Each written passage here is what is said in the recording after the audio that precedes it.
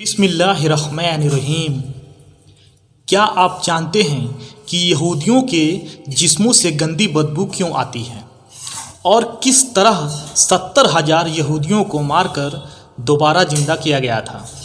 अगर आप इन सवालों के जवाब नहीं जानते तो आज की वीडियो मुकम्मल देखिएगा, जिसमें हम इस हवाले से तफसीली गुफ्तगू करने जा रहे हैं, जो यकीनन आपके लिए बाइसे इल्म साबित होगी।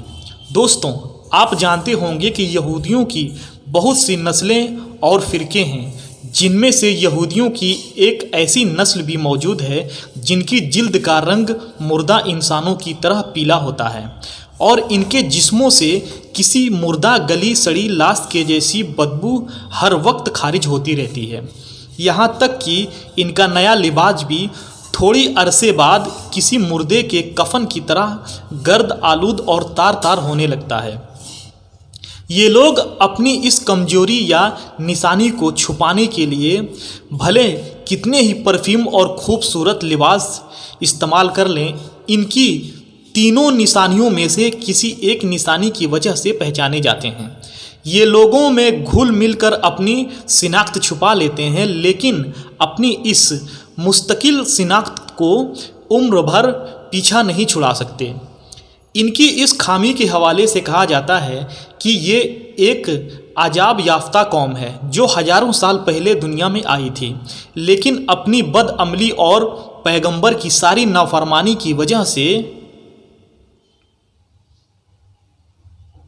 अल्लाह के अहकामात के खिलाफ वर्जी करने की वजह से एक अनोखे और बदतरीन अजाब का शिकार हो गई थी। दोस्तों, यह वाक़या कुछ यूँ था कि हज़रत मूसा अलैहिस्सलाम के बाद की बात है, जब एक पैगंबर यहूदी कौम के एक बड़े शहर की जानिब भेजे गए। जैसा कि तारीख़ में यहूदियों का शुरू से यही वतीरा रहा है कि अल्लाह ताला के सख्त नाफरमान रहे हैं, इसलिए सिर्फ़ एक इस कौम के मुख्तलिफ शहरों और कबीलों की इस्लाह के लिए एक एक वक्त में सैकड़ों की तादाद में पैगंबर और नबी भेजे जाते रहे। कहा जाता है कि इन पैगंबरों की कुल तादाद में से 90% पैगंबर यानी 1 लाख से ज़्यादा सिर्फ यहूदियों की तरफ भेजे गए थे। इसी तरह एक कौम की तरफ जिस शहर में एक पैगंबर को भेजा गया वो एक बड़ा शहर था जहां लाखों की तादाद में इंसान रहते थे। एक बार ऐसा हुआ कि पैगंबर ने अल्लाह के हुक्म से लोगों को इकट्ठा किया और नाफरमानों के एक लश्कर से जिहाद करने के लिए तैयार होने का हुक्म दिया। लेकिन जैसा कि यहूदी रुपए पैसे के लालची, दुनियादार और जंगो जदल से दूर रहने वाली कौम है, लिहाजा इन्होंने पैगंबर को वाजे तौर पर इनकार भी नहीं किया और हाँ में जवाब भी नहीं दिया, लेकिन बहानेबाजियों से टाल मटोल करने लगे। उस वक्त के पैगंबर इनको रोज़ाना घरों में जाकर जिहाद की तैयारियों का हुक्म देते, लेकिन वो दुनियावी में इतना खो चुके थे कि मौत के तसव्वुर से ही घबरा जाते। दोस्तों, इस तरह वक्त गुजरता रहा और वो अल्लाह की तरफ से आने वाले इस हुक्म से बिल्कुल बेनियाज हो गए। लिहाजा इन पर अल्लाह की तरफ से अजाब लाने का फ़ैसला किया गया। इन लोगों को अल्लाह के अजाब से बहुत डराया गया, लेकिन इनकी नाफरमानियाँ जारी रही और फिर एक रोज़ इनमें ताउन की वबा फूट पड़ी और रोज़ाना दर्जनों अफराद मौत के मुंह में जाने लगे। इस कौम के चालाक और होशियार लोगों ने जब यह सूरत हाल देखी तो उनको यकीन हो गया कि इनकी नाफरमानी की वजह से इन पर अल्लाह का अजाब नाजिल हो चुका है। चुनांचे वो लोग उस शहर से निकले और दूर दराज किसी जंगल में रहने के लिए चल खड़े हुए। वक्ती तौर पर जगह तब्दील करने की वजह से वो ताउन के मर्ज से बच गए, जिसको देखते हुए उन्होंने फैसला किया कि वो इसी जंगल में अपने बच्चों, दोस्तों, साथियों और रिश्तेदारों के साथ उस वक्त तक मुकीम रहेंगे जब तक इनके शहर में ताउन का अजाब टल न जाए।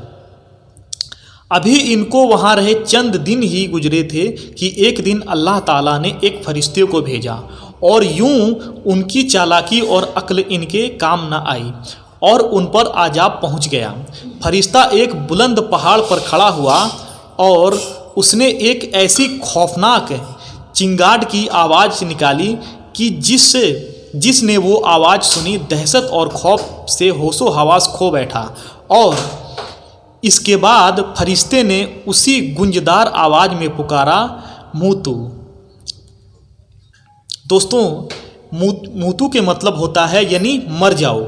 इसके ये अल्फाज अदा होते ही जहाँ पर वो यहूदी मौजूद थे वहीं पर गिर गए और उसी वक्त उनकी रूहें उनके जिस्मों से परवाज कर गई। याद रहे कि इनमें से कोई भी बीमार नहीं था। ये लोग सभी के सभी नॉर्मल और सेहतमंद थे, जबकि इनकी तादाद तकरीबन 70,000 के लगभग थी। जंगल के अंदर जहाँ ये लोग रहायश पजीर थे वहाँ लाशें ही लाशें पड़ी थी, जिनमें बूढ़े, बच्चे, औरतें सभी शामिल थे, जो बेजान होकर औंधे मुंह जमीन पर कीड़े मकोड़ों की तरफ बिखरे पड़े थे। यहाँ तक कि पूरे जंगल में कोई एक इंसान भी नहीं बचा था।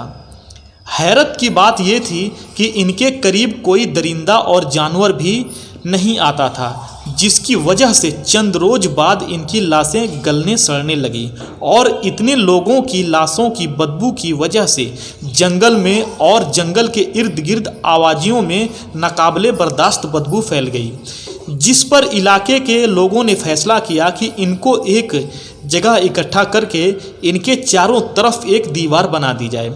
कुछ वक्त गुजरा तो एक रोज़ उस कौम के पैगंबर उसी जंगल में से गुजरे तो उन्होंने अपनी कौम के हजारों अपराध का यह इबरतनाक अंजाम देखा तो उनका दिल भर आया। तब वो सजदे में गिरकर रोने लगे और दुआ मांगने लगे कि ए अल्लाह, ये नादान थे, ना समझ थे, लेकिन ये मेरी कौम के लोग थे, इनसे मुझे प्यार था, जिनके बगैर अब मैं बिल्कुल अकेला रह गया हूँ। दोस्तों, ज़रा गौर कीजिएगा, अगर ये ज़िंदा होते तो मैं इनको तबलीग करके नाफरमानी से बचाने की कोशिश करता। ए अल्लाह, तू मेरी फरियाद कबूल कर और इनको दोबारा ज़िंदा कर दे।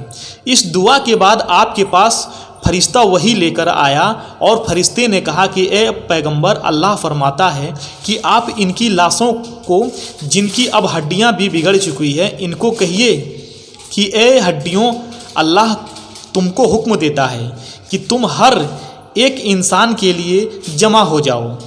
दोस्तों, गौर करने वाली बात है, लिहाजा आपने जब यह अल्फाज हड्डियों को मुखातिब करके अदा किए तो तिनकों की तरह बिखरी हड्डियां एक जगह पर एक मुकम्मल ढांचे की शक्ल में इकट्ठी होने लगी और देखते ही देखते एक एक इंसान का ढांचा दूसरे से अलग हो गया।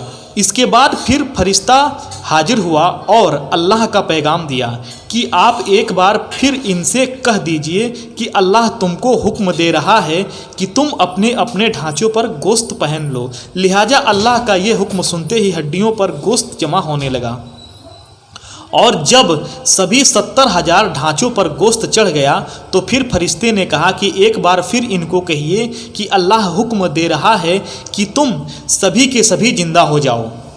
लिहाजा जैसे ही पैगंबर ने हुक्म दिया तो सभी लाशें जिंदा होने लगी। दोस्तों, बेशक ये इंसानी तारीख का एक अनोखा और हैरत अंगेज वाक़या था। दोस्तों, ये बहुत हैरत अंगेज वाक़या था जब एक दो नहीं बल्कि 70,000 इंसान जो मर चुके थे एक बार फिर जिंदा हुए, लेकिन इनकी आजाब की निशानी के तौर पर इनमें एक तब्दीली आ चुकी थी जिसके आसार आज भी मौजूद हैं। और वो तब्दीली ये थी कि इनकी जिल्द का रंग किसी मुर्दा इंसान की लाश की तरह पीला और जर्द हो चुका था, जिस तरह 10-15 दिन के बाद किसी लाश के जिस्म का सारा खून खुश्क हो चुका होता है और खून के बगैर जिल्द बिल्कुल पीली पड़ चुकी होती है। लिहाजा इन इंसानों का जिल्द का रंग ऐसे ही पीला हो चुका था, लेकिन वो सेहतमंद और ज़िंदा थे। इनमें दूसरी तब्दीली ये थी कि इनके जिस्मों से वैसी बदबू खारिज हो रही थी जैसे 10-15 दिन पुरानी लाश के जिस्म से पैदा होती है। जबकि तीसरी तब्दीली ये थी कि ये जो लिबास पहनते कुछ दिन बाद उसकी हालत मुर्दे की कफन जैसी होने लगती, जैसे कब्र में पड़ा मुर्दा मिट्टी लगने से उसका कफन मैला हो जाता है और कमज़ोर होकर तार तार होने लगता है। ये तीनों निशानियां इनकी ज़िंदगी में शामिल हो चुकी थी।